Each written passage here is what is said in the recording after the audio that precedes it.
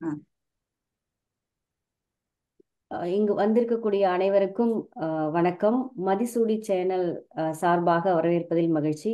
இன்றைக்கு இருக்கக்கூடிய தலையாய பிரச்சனை வந்து இந்த நவநாகரிக உலகத்துல எல்லாருமே வந்து சந்திக்கக்கூடிய விஷயம், குழந்தைகளை எப்படி வந்து கையாளுவது, மாணவர்களை எப்படி கையாளுவது அப்படின்னு பெற்றோர்களுக்கும் ஆசிரியர்களுக்கும் வந்து ஒரு பெரிய தலையாய பிரச்சனையா இருக்கு.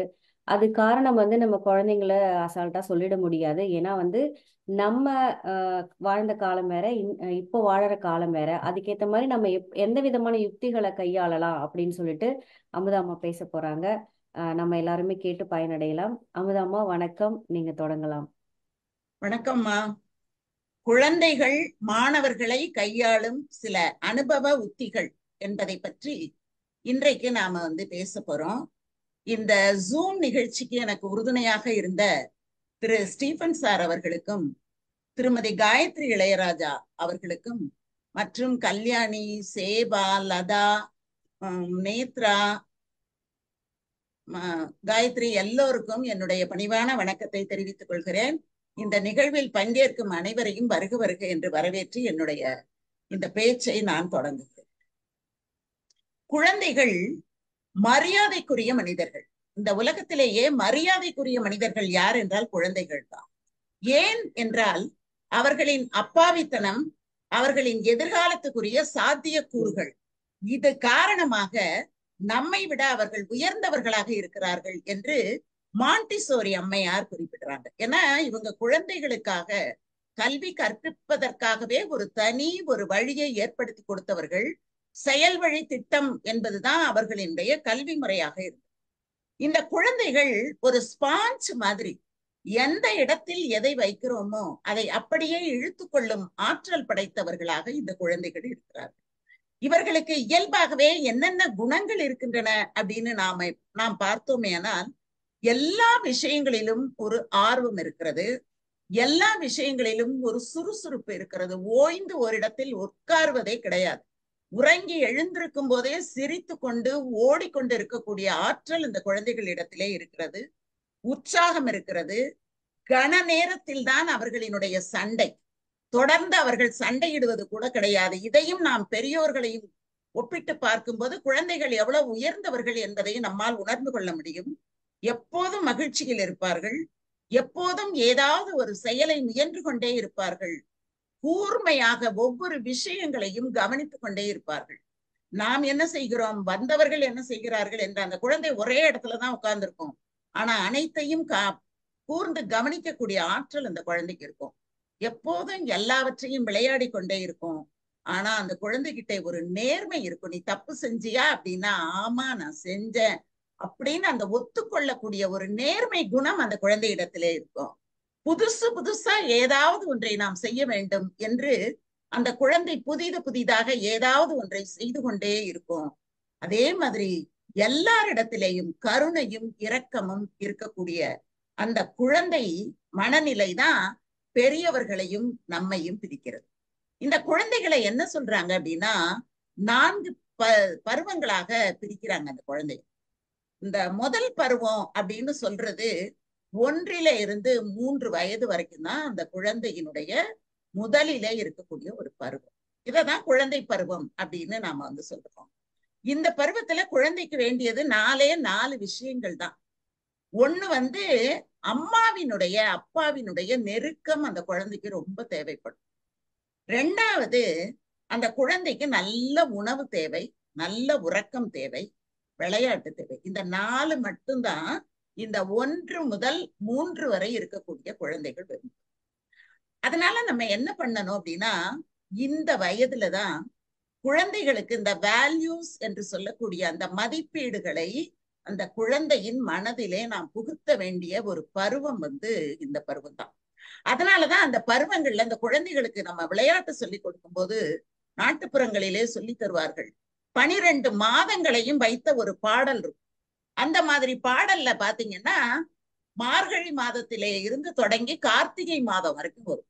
அந்த மாதிரி பாடல்களை அவங்க சொல்லுவாங்க.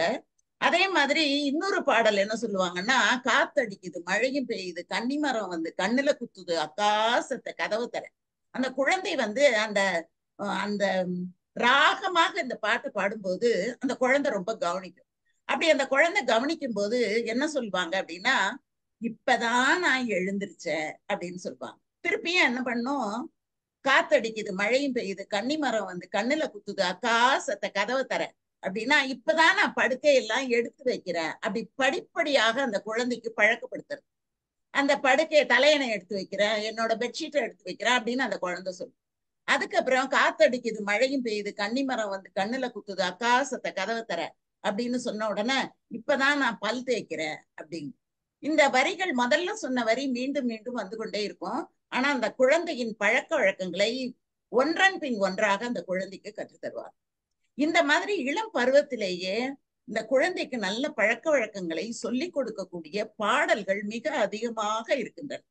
அந்த பாடல்களை எல்லாம் பெற்றோர்கள் எடுத்து வைத்துக்கொண்டு இந்த 1 முதல் 3 வரை இருக்கக்கூடிய குழந்தைகளுக்கு கற்றுக் கொடுக்கும் போது அந்த குழந்தை எத்தகைய மதிப்பீடுகளோடு வர வேண்டும் என்று நாம் கருதுகிறோமோ, இந்த சமுதாயம் கருதுகிறதோ அத்தகைய மதிப்பீடுகளோடு அவர்கள் வர முடியும்.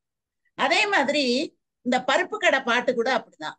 அம்மாவுக்கு, அப்பாவுக்கு, தாத்தாவுக்கு, பாட்டிக்கு, அண்ணனுக்கு, அக்காவுக்கு, மாமாவுக்கு, அத்தைக்கு, சித்திக்கு, சித்தப்பாவுக்குன்னு அந்த உறவு முறைகள் எல்லாவற்றையும் சொல்லி எல்லாருக்கும் கொடுத்துட்டு கழுவி கழுவி காக்காய்க்கு ஊத்து, நாய்க்கு ஊத்து, கோழிக்கு ஊத்து அப்படின்னு தன் கூட இருக்கக்கூடிய தன்னோட அந்த வீட்டு விலங்குகளோட அந்த குழந்தைக்கு ஒரு நெருக்கத்தை உருவாக்குவது அந்த பாடலினுடைய பொருள். அதனாலதான் பாரதியார் கூட பாடல்ல சொல்லுவாரு, கொத்தி திரியும் அந்த கோழி அப்படின்னு சொல்லுவாரு, பாலை தரும் அந்த பசு அப்படின்னு சொல்லுவாரு. இப்படி அந்த பாப்பா பாட்டுல பாடும்போது என்னென்ன விலங்குகளையும் பறவைகளையும் எடுத்து சொல்லுகிறாரோ அதே மாதிரி நம்முடைய பாடல்கள் இருக்கின்றன. அந்த பாடல்களை நாம என்ன பண்ணணும், தேடி எடுத்து, பெற்றோர்கள் நேரம் இல்லை என்று சொல்லவே கூடாது. இந்த பருவம் மிக மிக முக்கியமான பருவம் என்பதை நாம் வந்து உணர்ந்து கொள்ள வேண்டும். ரப்பர் மாதிரி வளைந்து கொடுக்கக்கூடிய பருவம் இந்த பருவம். எதையெல்லாம் நாம் சொல்லிக் கொடுக்கிறோமோ அத்தனையையும் அந்த குழந்தை தன் உள்ளத்திலே ஏற்றுக்கொள்ளக்கூடிய ஒரு பருவம் அது. அந்த மாதிரி நாம சொல்லிக் கொடுக்க ஆரம்பிக்கணும். அதுக்கப்புறம் 4 வயது முதல் 7 வயது வரை இருக்கக்கூடிய குழந்தையில இருந்துதான் நாம மிக கவனமாக இருக்க வேண்டிய ஒரு வயது அந்த வயது. இந்த 4 வயதுல இருந்து 7 வயது வரைக்கும் அந்த குழந்தை என்ன பண்ணும் அப்படின்னா, ஏதாவது ஒரு பாதிப்பான நிகழ்வு நிகழ்ந்தால் அது உடனடியாக அந்த குழந்தையோட மனசுக்குள்ளார போய் பதிஞ்சிட்டு அது என்ன ஆகும்னா பிற்காலத்திலே அது வெளிப்பட ஆரம்பிக்கும். அதனால அந்த பருவத்துல ரொம்ப கவனமாக நாம வந்து குழந்தையை கையாள வேண்டியது ரொம்ப ரொம்ப அவசியமான ஒன்றாக இருக்கும். இந்த குழந்தையின் எதிர்காலம் சிறப்பாக இருக்க வேண்டுமானால் அந்த குழந்தை எந்த விதமான பாதிப்பையும் ஏற்பட அதை பார்க்காதவாறு நாம பார்த்துக்கணும். அந்த நேரத்துல பெற்றோர்களோட சண்டை போடுறது, வீட்டுக்குள்ளார சச்சரவுகள், சத்தம் போட்டு விவாதம் பண்றது, அந்த மாதிரி விஷயங்களை கூடுமான வரைக்கும் நாம வந்து தவிர்ப்பது ரொம்ப ரொம்ப அந்த குழந்தைக்கு நன்றாக இருக்கும். அதனால எதை நாம் கற்றுக் கொடுக்க வேண்டும் என்று கருதுகிறோமோ அதை நாம் அந்த குழந்தைகளுக்கு கற்றுக் கொடுக்க வேண்டும். அதுக்கப்புறம் இந்த நடத்தை மாற்றங்கள் என்பதெல்லாம் அப்பதான் நிகழ தொடங்குது. 4ல இருந்து 7 வயதுலதான் நடத்தையிலே மாற்றங்கள் நிகழ்கிறது. அது வரைக்கும் அன்னையின் அரவணைப்புல இருந்த குழந்தை கொஞ்சம் கொஞ்சமாக 4 வயது வரும்போது வீட்டை விட்டு வெளியே செல்கிறது. அப்போ அதுக்கு நிறைய பாதிப்புகள் ஏற்படும். அந்த வயதை நாம ரொம்ப நட்போடு அணுகினால் அந்த தவறுகள் அந்த குழந்தைக்கு பிற்காலத்திலே அந்த குழந்தை எப்படி விளங்க போகிறது அப்படின்னு நாம நினைக்கிறோமே, அந்த பாதிப்புகளிலே இருந்து அந்த குழந்தையை நம்மால் காப்பாற்ற முடியும் அப்படிங்கிறத வந்து பெரியவங்க வந்து உணர்ந்து கொள்ள வேண்டிய ஒரு பருவம். அந்த பருவத்துல குழந்தைகளை அடிப்பதெல்லாம் கூடாது, திட்டுவது கூடாது, தகாத சொற்களை பேசுவது கூடாது. இந்த மாதிரி சொற்களை இன்றைக்கு குழந்தைகள் பேசுகிறார்கள் அப்படின்னா 2 வகையா அதை வந்து நான் பாக்குறேன். பள்ளிகள்ல வந்து பேசும்போது ஆசிரியர்கள் என்ன சொல்றாங்கன்னா, இந்த மாதிரி தகாத வார்த்தைகளை குழந்தைகள் குடும்பத்திலிருந்து கற்றுக்கொண்டு வருகின்றன அப்படின்னு சொல்றாங்க. ஆனா வீட்டுல வந்து அந்த குழந்தை அந்த தகாத வார்த்தையை பேசும்போது பள்ளிக்கூடத்திலே இருந்து கற்றுக்கொண்டு வருகின்றது அப்படின்னு சொல்றாங்க. இப்ப அந்த குழந்தைக்கு அந்த தகாத வார்த்தை எந்த இடத்திலே இருந்து கிடைக்கிறது என்பதை நாம் கண்டுபிடிக்க வேண்டுமானால் அந்த குழந்தையினிடத்திலே நாம் நட்பாக இருக்கும். ஒரு ஃப்ரெண்டு கிட்ட தான் அந்த குழந்தை சொல்ல ஆரம்பிக்கும். அம்மா அப்பா என்ற நிலை 1 to 3 வயது வரைக்கும் தான் அந்த குழந்தைக்கு. அதுக்கப்புறம் ஒரு நண்பனை போல அந்த குழந்தையோடு விளையாடுவது, அந்த குழந்தையோடு பேசுவது, இந்த தகாத வார்த்தையை எங்கே இருந்து அந்த குழந்தை கற்றுக்கொண்டு வந்தது, ஒரு மூர்க்கத்தனமாக பேசுவதை எங்கே இருந்து கற்றுக்கொண்டு வந்தது என்பதையெல்லாம் பெற்றோர்கள் அறிய வேண்டும். ஏனென்றால் அப்போதுதான் அது சமுதாயத்திலே அடியெடுத்து வைக்கிறது என்ற ஒரு எண்ணம் ஒவ்வொரு பெற்றோருக்கும் இருக்க வேண்டும். அந்த மாதிரி நாம செயல்பட ஆரம்பிச்சோம்னா அந்த குழந்தையை நாம் சரியான பாதையிலே கொண்டு செல்ல முடியும். விளையாட்டுகளிலே இந்த வயதிலே நாம் ஈடுபடுத்துவது மிக சிறந்ததாக இருக்கும். பாட்டு கத்துக் கொடுக்கறது, கீபோர்டு கத்துக் கொடுக்கறது, இந்த மாதிரி நுண்கலைகள், டிராயிங் முறையை கற்றுக் கொடுப்பது, இந்த மாதிரி நுண்கலைகள்ல அந்த குழந்தையை நாம் கொண்டு போய் சேர்த்தால் அந்த குழந்தை மிகச்சிறந்த ஒரு குழந்தையாக வருவதற்கு நிறைய வாய்ப்புகள் இருக்கின்றன. அதுக்கு அப்புறமா அடுத்த பருவம் 7 to 12 வரைக்கும். இந்த பருவம் ஒரு சிக்கலான ஒரு பருவமாக இருக்கிறது. இந்த பருவத்துல இந்த குழந்தைகள் என்ன பண்ணுவாங்கன்னா, முழுமையான புரிந்துணர்வு அந்த குழந்தைகளுக்கு இருக்காது. ஆனா அந்த குழந்தை முழுமையாக புரிந்து கொண்டதை போல செயல்பட ஆரம்பிக்கும். அந்த மாதிரி ஆரம்பிக்கும் போது ஆனா அதனுடைய பார்வை எப்படி இருக்கும்னா, அந்த வயதுக்கு ஏற்றதாகத்தான் அதனுடைய பார்வை இருக்கும். ஆனா அந்த குழந்தை என்ன பண்ணும்னா, தனக்கு எல்லாம் தெரியுது அப்படின்னு அது யோசிக்க ஆரம்பிக்கும். அப்படி யோசிக்க ஆரம்பிக்கும் போது தவறாக சில விஷயங்களை அது புரிந்து கொள்ள ஆரம்பிக்கும். அப்ப சிக்கல் ஏற்பட ஆரம்பிக்கும். அந்த சிக்கல் ஏற்படுவதற்கான வயது 7 to 12 வயது. அந்த வயதுல எந்த வயதுலையுமே பெற்றோர்கள் நட்பாகத்தான் இருக்கணும். அந்த வயதுலையும் அந்த குழந்தைகளிடத்திலே பெற்றோர்கள் நட்பாக இருக்கணும், அரவணைக்க பழகணும், அன்பா இருக்க பழகணும். தன் அருகாமையிலே நீண்ட நேரம் தன்னுடைய குழந்தையை வைத்துக் கொள்ள வேண்டும். ஏன்னா அது ரொம்ப ரொம்ப முக்கியமானது. பெற்றோர்களை குழந்தைகள் நம்பணும். அந்த அளவுக்கு பெற்றோர்களின் அந்த அருகில் இருப்பது ரொம்ப ரொம்ப இன்றியமையாததாக கருதப்படக்கூடிய பருவம் தான் அந்த பருவம். அது பள்ளிக்கூடம் போயிட்டு வந்த பிறகு புதிய நண்பர்களை அது சந்திக்கும், புதிய புதிய ஆட்களை அது சந்திக்கும். அப்படி அந்த குழந்தையை சந்திக்கும் போது அந்த குழந்தையினிடத்துல இருந்து நாம ஏற்கனவே சொன்னோம், அது ஒரு ஸ்பாஞ்ச் மாதிரி எல்லாவற்றையும் கிரகிக்கக்கூடிய ஆற்றல் அந்த குழந்தைகளுக்கு இருக்கு அப்படின்னு சொன்னதுனால அது நல்லதா கெட்டதா அதையெல்லாம் பாகுபடுத்தி பார்ப்பதற்கு அந்த குழந்தைக்கு தெரியவே தெரியாது அந்த வயதுல.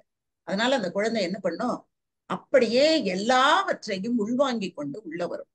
அப்ப நாம என்ன பண்ணணும், அந்த குழந்தைக்கு நிறைய விஷயங்களை சொல்லி கொடுக்கணும். எப்படி சொல்லி கொடுக்கறது அப்படின்னா, இந்த வயதிலேதான் பெற்றோர்கள் தங்களுடைய அனுபவங்களை குழந்தைகளுக்கு சொல்ல ஆரம்பிக்க வேண்டும். அதுக்கு முன்னாலேயே அந்த 12 வயசுக்குள்ளார அந்த குழந்தையை வேண்டாத நிறைய விஷயங்களை சொல்லி கொடுத்து நாம அந்த குழந்தைகளை வயதுக்கு மீறிய வளர்ச்சி வராதபடி எப்படி அந்த சிக்கலை நாம கடந்து போகணும் அப்படின்னா, எனக்கு ஒரு பிரச்சனை வரும்போது நான் எப்படி அதிலே தீர்வு கண்டேன், நான் உன் வயசுல இருக்கும்போது நான் எப்படி நடந்துக்கிட்டேன் அப்படின்னு நம்முடைய அனுபவங்களை அந்த குழந்தைக்கு இந்த வயதிலே சொல்லி கொடுத்தால் அந்த குழந்தைக்கு அது நன்றாக மனசுல பதியும். ஏன்னா இப்போ பாதி வீட்டுல இருக்கு, பாதி பள்ளிக்கூடத்துல இருக்கக்கூடிய பருவம் அந்த பருவம். அதனால அந்த பள்ளியிலே பாடங்களை தவிர மற்ற விஷயங்களை உள்ள வாங்கி கொண்டு அது பிரச்சனைகளை எடுத்துக்கொண்டு வரும்போது, நான் உன்ன மாதிரி இருக்கும்போது இப்படிதாம்மா எனக்கு இருந்தது, அப்ப நான் இந்த பிரச்சனையை இப்படி நான் சமாளித்தேன், அந்த மாதிரி நீ சமாளிக்கணும். ஏன்னா நட்பு வட்டத்துல சண்டை வரும், கோபம் வரும். வீட்டுல எவ்வளவு நாளும் நம்ம பேச்சுக்கு ஒரு மதிப்பு இருந்தது, மரியாதை இருந்தது, இன்னைக்கு பாரு இந்த பிள்ளைங்க கேட்க மாட்டேங்கிறாங்க அப்படின்னு இருக்கும். அப்படியெல்லாம் அந்த நிலை வரும்போது நாம அதையெல்லாம் எப்படி சமாளித்து கொண்டு வருகிறோம் அப்படிங்கிறத அந்த குழந்தைக்கு சொல்லி கொடுக்கணும். இந்த வயது பயப்படக்கூடிய வயதும் கூட. அதனால அந்த குழந்தைக்கு நாம என்ன சொல்லி கொடுக்கணும்னா, பயம் இல்லாமல் வாழக்கூடிய வகைகளை அந்த குழந்தைக்கு சொல்லி கொடுக்கணும். பயப்படவே கூடாது, உனக்கு துணிச்சல் ரொம்ப முக்கியம். அது ஆண் குழந்தையாக இருந்தாலும் பெண் குழந்தையாக இருந்தாலும் அதுக்கு பயம் வர ஆரம்பிப்பது இந்த வயதுக்கு பிறகுதான் பயம் வர ஆரம்பிக்கும். நம்ம ஏற்கனவே சொன்ன மாதிரி அந்த 4 வயதுல இருந்து 7 வயது வரைக்கும் பாதிப்புகள் அதை பாதிக்கும், அவ்வளவுதான். அதுல இருந்து நாம பாதிக்காம வளர்த்துக்கிட்டே வரணும். திரும்ப இந்த குழந்தைகளுக்கு பயம் வர ஆரம்பிக்கும். அப்போ நாம அந்த குழந்தைக்கு நல்ல தைரியத்தை கொடுக்கணும். அந்த மாதிரி தைரியத்தை கொடுத்தோம்னா அந்த குழந்தை எதிர்காலத்துல, ஏன்னா இதெல்லாம் வந்து எதிர்காலத்துக்கான ஆயத்தங்கள் தான். இதெல்லாம் குழந்தையை நாம் எப்படி கொண்டு வரப்போகிறோம் என்பதற்கான ஆயத்தங்கள் தான் இதெல்லாம். அதனால நாம என்ன பண்ணணும், குழந்தைக்கு முதல்ல தைரியத்தையும் பயம் இல்லாமல் வாழ்வதையும் துணிச்சலையும் கற்றுக் கொடுக்க வேண்டிய பருவம் தான் இந்த பருவம். இது வரைக்கும் நாம வந்து இப்படி கொண்டு வந்துருவோம். அதுக்கப்புறம்தான் முக்கியமான பருவத்தை குழந்தைகள் போய் தொடுறாங்க. 13ல இருந்து 19 வயது. இந்த வயது ரொம்ப ரொம்ப முக்கியமான வயது. இந்த வயதிலே இருக்கக்கூடிய குழந்தைகள் எல்லாருமே கண்ணாடி பாத்திரம் போன்றவர்.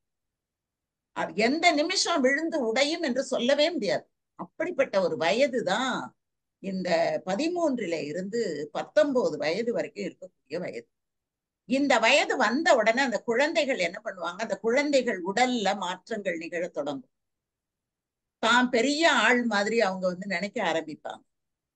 அவங்களுக்கு உளவியல் ரீதியான நிறைய சந்தேகங்கள் அவங்களுக்கு வர ஆரம்பிக்கும். தன் உடல் மாற்றங்களை அந்த பிள்ளைகள் உணரும் போது உளவியல் ரீதியான சந்தேகங்கள் அந்த குழந்தைக்கு வர ஆரம்பிக்கும். அப்ப என்ன பண்ணுவாங்க, அந்த சந்தேகங்களை அவர்கள் தீர்த்து கொள்வதற்கு நண்பர்களை நாடி ஓடக்கூடிய பருவம் அந்த பருவம். இப்ப இந்த இடத்துல அவர்கள் எப்படி நண்பர்களை தேர்ந்தெடுக்க போகிறார்கள் அப்படிங்கிற பொறுப்பு வந்து பெற்றோருக்கு ரொம்ப முக்கியமான ஒரு இடத்துல பெற்றோர்கள் இருக்காங்க. ஒரு பையனோ நம்ம பையனோட நண்பனாக இருக்கிறான் என்று சொன்னால் அந்த நண்பனின் பெற்றோர்களோடு நாம் வந்து நட்பு கொள்ள வேண்டும். நம்முடைய குழந்தைகள் யார் யாரோடு பழகுகிறார்கள் என்பதை நாம் கண்காணிக்க வேண்டும். ஆனால் நாம் கண்காணிக்கிறோம் என்பது அந்த குழந்தைக்கு தெரியாது, தெரியக்கூடாது. அப்படி அந்த குழந்தைக்கு நாம கண்காணிக்கிறோம் என்று தெரிந்தால் குழந்தைக்கு குற்ற உணர்வு வர ஆரம்பிக்கும். நம்மளோட அது நெருங்கி பழகவே பழகாது. அந்த குற்ற உணர்வு ஏற்படாம அந்த குழந்தைகளை நாம வந்து பார்த்து கொள்ள வேண்டும். இது வந்து பெற்றோர்கள் மட்டும் இல்லாம ஆசிரியர்களுக்கும் ஒரு பெரிய பொறுப்பாகத்தான் இருக்கு. நான் இந்த மாதிரி குழந்தைகளோடு நான் நிறைய வந்து பழகி இருக்கிறேன். கிட்டத்தட்ட ஒரு 30 ஆண்டுகள் இந்த மாதிரி குழந்தையோடு நான் பழகி இருக்கின்ற காரணத்தினாலே அவர்கள் பள்ளிக்கு வரக்கூடிய வழியிலே நண்பர்களோடு தகாத வகையில, ஏன்னா நிறைய திரைப்படங்கள் பாக்குறாங்க, ஏன்னா உடலிலே ஒரு மாற்றம் நிகழ்கிறது. அப்ப இந்த பிள்ளைங்க என்ன பண்ணுவாங்க, படிப்பை விட அவர்களினுடைய கவனம் முழுவதும் எதிர்ப்பாலை ஈர்ப்பதாக இருக்கும். அப்போ அது வந்து இயற்கையாக நிகழக்கூடிய ஒன்று. ஒருத்தர் அப்படிதான் ஒரு டாக்டர்கிட்ட போய் கேட்டாராம், என்னோட பையன் வந்து லவ் பண்றான் சார், என்ன பண்றது அப்படின்னு போய் கேட்டாராம். அப்போ அந்த டாக்டர் சொன்னாராம், என்ன வயசு அப்படின்னு கேட்டாராம். 19 வயசு.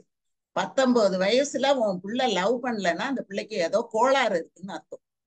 அதனால நீ அத பிள்ளை கோளாறான பிள்ளையா வளரணுமா, இல்ல வயதுக்கு ஏற்ற வளர்ச்சியோட அந்த குழந்தை வளரணுமான்னு நீ யோசிச்சு பாரு. பிள்ளைய முறைப்படுத்தவும் நெறிப்படுத்தவும் கற்றுக்கொள் என்று அந்த டாக்டர் சொல்லி அனுப்பிச்சார். அதனால அந்த பாலியல் உணர்வு வந்து அந்த குழந்தை வந்து அந்த மாதிரி நடந்து கொள்ளும் போது நாம குழந்தையை அடிப்பதோ திட்டுவதோ, அந்த குழந்தைய வந்து அவமரியாதை செய்வதோ, அந்த குழந்தையை உதாசீனப்படுத்துவதோ அலட்சியப்படுத்துவதோ கூடாது. அந்த நேரத்துல நாம அந்த குழந்தைக்கு என்ன சொல்லலாம்னா, நான் அப்படி சொல்லியிருக்கேன். என்னோடு பள்ளியிலே என்கிட்ட படித்த பிள்ளைகள், இந்த மாதிரி ஒரு பொண்ணு என்கிட்ட படிச்சவ 10ஆம் கிளாஸ் படிக்கிறா. அவ வந்து என்ன பண்றான்னா, ஒரு மெக்கானிக் ஒருத்தர் வந்து அவளோட வீட்டுக்கு எதுக்க ஒரு மெக்கானிக் ஒருத்தர் இருக்காரு. அந்த மெக்கானிக் பையனையே இவ வந்து ரொம்ப விரும்புறா.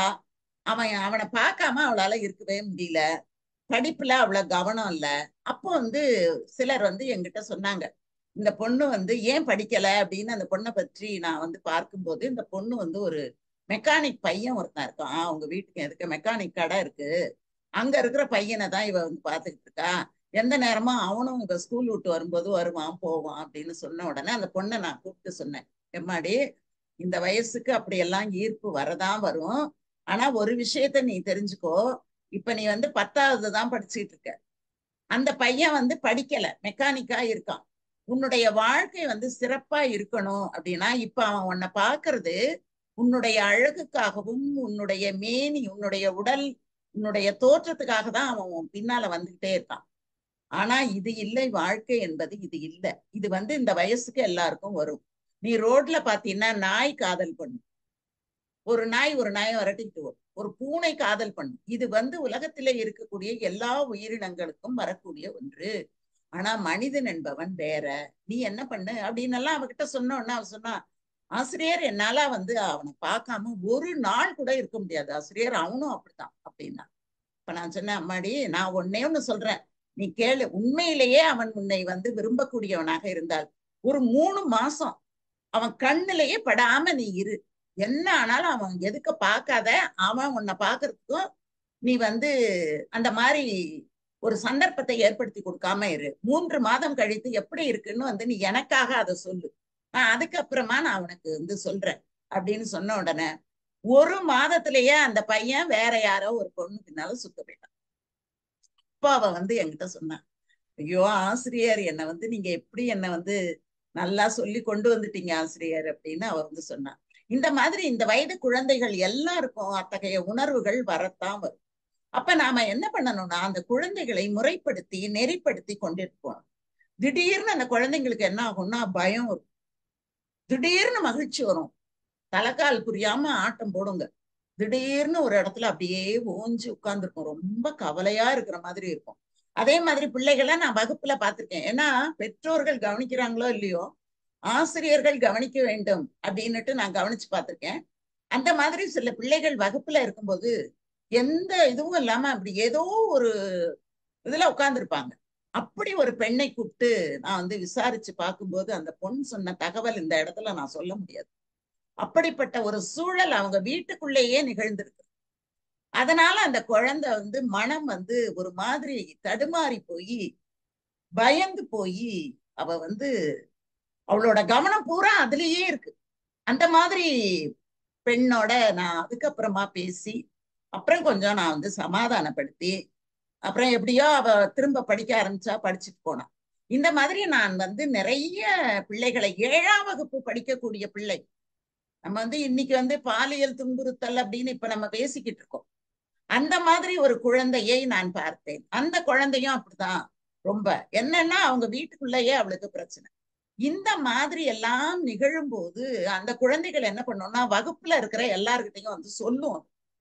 அதை கேட்கக்கூடிய நல்ல குழந்தைகளினுடைய மனசு கூட ஒரு மாதிரி ஆயிடும். அப்ப என்ன ஆகும்னா பயம் வரும், கவலை வரும், ஒரு அதுங்களுக்கு என்ன பண்றோம் அப்படின்னுட்டு தெரியாது. ஆனா இப்ப இன்னும் இந்த சோசியல் மீடியா வந்த பிறகு பெற்றோர்கள் என்ன பண்றாங்க, போனை வாங்கி பிள்ளைங்க கையிலேயே கொடுத்துடுறாங்க. அந்த குழந்தைகளுக்கு எல்லாத்தையும் ஓபன் பண்ண தெரியுது, எல்லாத்தையும் பார்க்க தெரியுது.